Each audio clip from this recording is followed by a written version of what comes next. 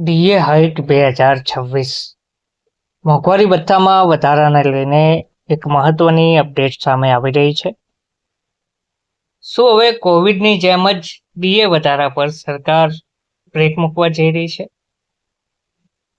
2026માં વિલંબ પાછળનું કારણ શું છે?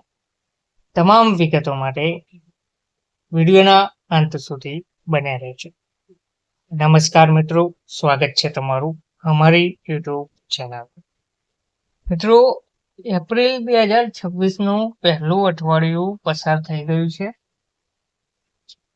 છતાં લાખો કેન્દ્ર સરકારના કર્મચારીઓ હજુ પણ તેમના મોંઘવારી ભથ્થા ડીએમાં વધારાની રાહ જોઈ રહ્યા છે.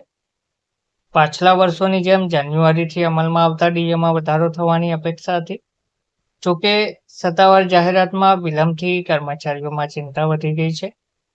સામાન્ય રીતે સરકાર માર્ચના અંતમાં અથવા તો એપ્રિલની શરૂઆતમાં જ આ વધારાની જાહેરાત કરતી હોય છે, પરંતુ આ વખતે એવું થયું નથી.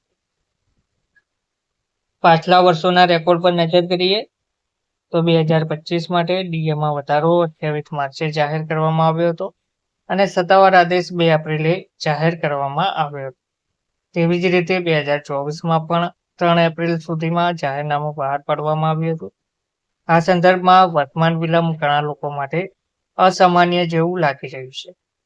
ડીએમાં કેટલો વધારો થઈ શકે છે? તો ઉપલબ્ધ ડેટા અનુસાર અને all India consumer price index AICPI IWના આધારે આ વખતે ડીએમાં કોઈ ખાસ વધારો નથી. આશરે 2% જ વધારો થવાની સંભાવના છે અને જો આ અમલમાં આવે છે ત્યાર પછી વધતું તેના વર્તમાન 58% સ્તરથી વધીને 60% સુધી પહોંચી શકે છે.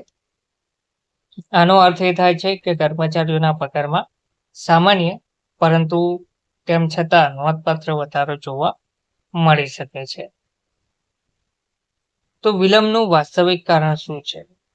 મીડિયાના અહેવાલ મુજબ નિષ્ણાતો માને છે કે આ વિલંબ કોઈ મોટા નીતિગત પરિવર્તનનો સંકેત આપતો નથી. તેના બદલે તે સંભવત વહીવટી પ્રક્રિયા અને સમયનો વિષય જોવા મળી રહ્યો છે. ખાસ કરીને 8મા પગાર પંચની તૈયારીઓ વચ્ચે સરકાર ચોક્કસ પગલાંને સંતુલિત અને વ્યવસ્થિત રીતે અમલમાં મૂકવાનો હેતુ ધરાવે છે. નિષ્ણાતો નોંધે છે કે સરકાર સામાન્ય રીતે વર્ષમાં 2 વાર ડીએમાં સુધારો કરે છે, જે જાન્યુઆરી અને જુલાઈ મહિના માટે અસરકારક છે. જોકે તે ચોક્કસ મહિનાઓમાં જાહેરાત કરતી સખત ફરજિયાત નથી. ઘણીવાર જાહેરાત હોળી અથવા દિવાળી જેવા મુખ્ય તહેવારોની આસપાસ કરવામાં આવે છે, જેથી કર્મચારીઓને કેટલીક વધારાની નાણાકીય રાહત મળી શકે છે. શું કોવિડ જેવી પરિસ્થિતિ ફરી આવી શકે છે?